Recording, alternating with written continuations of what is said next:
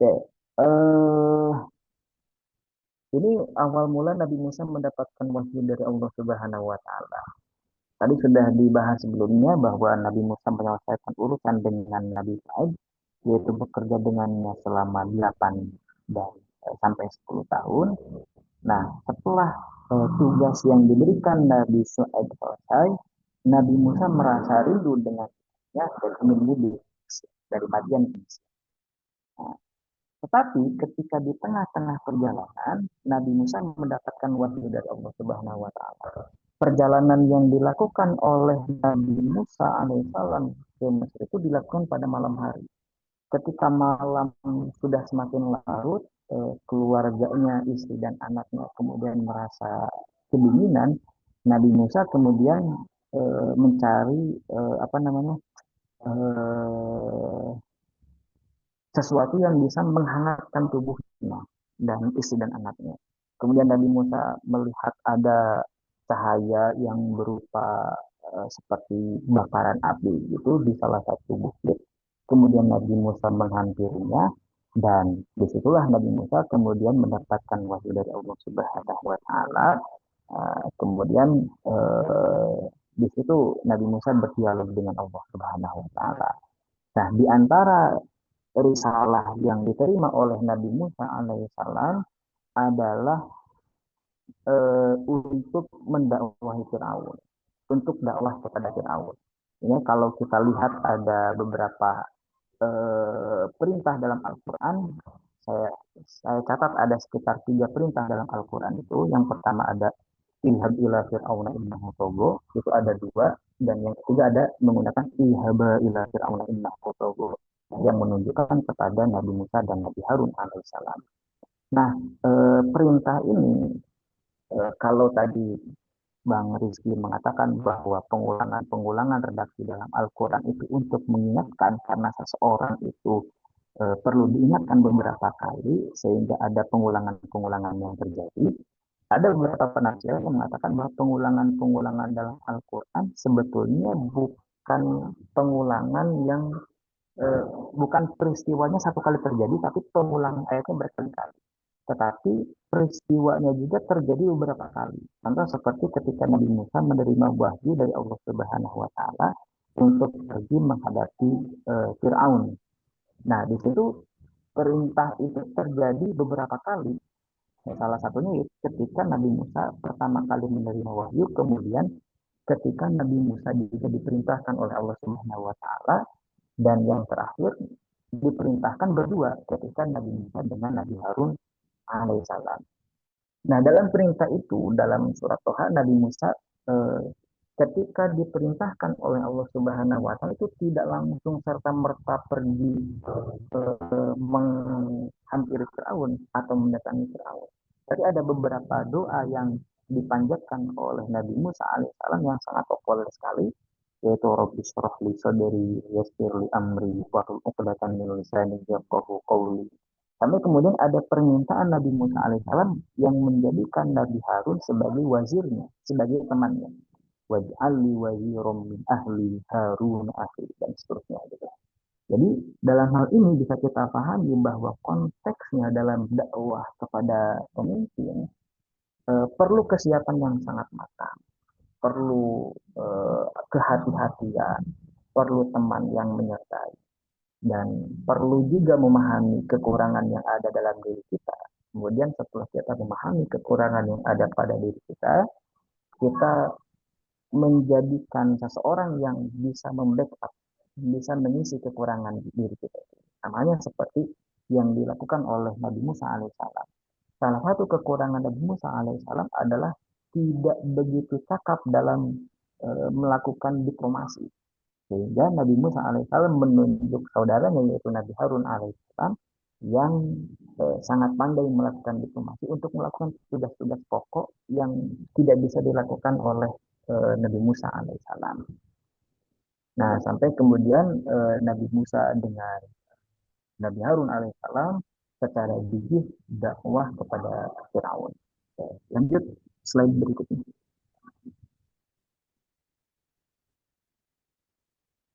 Oke, ini merupakan bagian akhir atau bagian inti dari dakwah Nabi Musa alaihissalam kepada Fir'aun.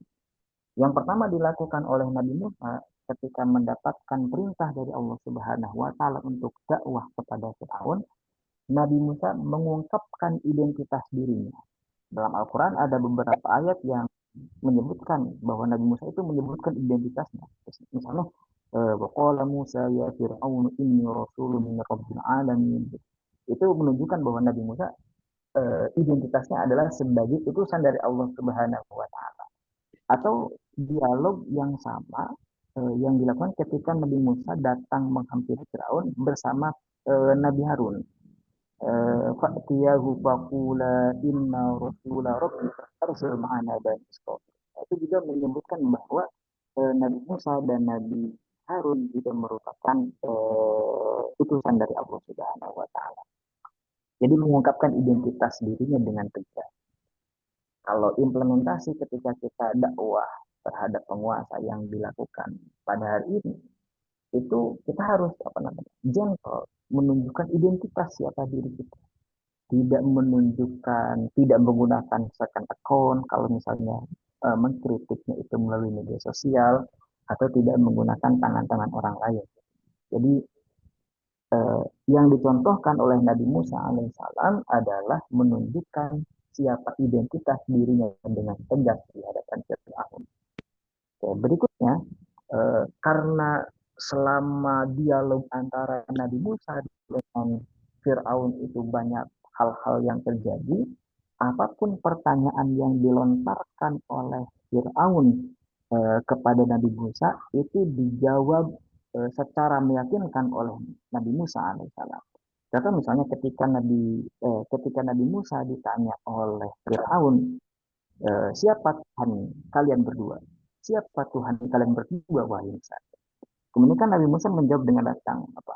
Qala rabbuna alladzi a'ta kulla syai'in khalaqahu tsumma hada. Kemudian ditanya lagi sama Firaun. Qala fama bal qurun ula. Apa peristiwa yang terjadi di masa yang lalu? Kira-kira gitu. Kemudian Nabi Musa tidak mengatakan beliau tidak mengetahui atau tidak menjawabnya, tapi beliau menunjukkan bahwa zat yang mengetahui peristiwa-peristiwa masa lalu adalah Allah Subhanahu wa taala. Maka Nabi Musa menjawab, qala ilmuha inda rabbi fi kitab la yadhillu rabbi wa la yansa. Dan seterusnya kemudian Nabi Musa menjelaskan bagaimana Allah yang telah menjadikan bumi, kemudian menurunkan air dari langit dan seterusnya dan seterusnya. Tetap yang di-highlight oleh Nabi Musa ketika berdialog dengan Fir'aun itu adalah kebesaran-kebesaran Allah Subhanahu wa taala untuk mematahkan bahwa Fir'aun itu bukan Tuhan. Untuk mematahkan bahwa Fir'aun itu sama halnya seperti Nabi Musa. Dia adalah makhluk yang diciptakan oleh Allah Subhanahu wa taala dan diberikan kewajiban untuk menyembah Allah Subhanahu wa taala. Setelah dialog-dialog itu terjadi, ada banyak hal peristiwa-peristiwa, di antaranya adalah turunnya azab secara berulang-ulang kepada Firaun. Contohnya misalnya azab salah satu azab yang diturunkan oleh Allah kepada Firaun itu adalah paceklik gitu. Paceklik yang terjadi bertahun-tahun sehingga kerajaan Mesir yang dipimpin oleh Firaun ketika itu kekurangan bahan-bahan makanan. Tetapi anehnya sikap Firaun dan pasukannya justru malah menyalahkan Nabi Musa gitu.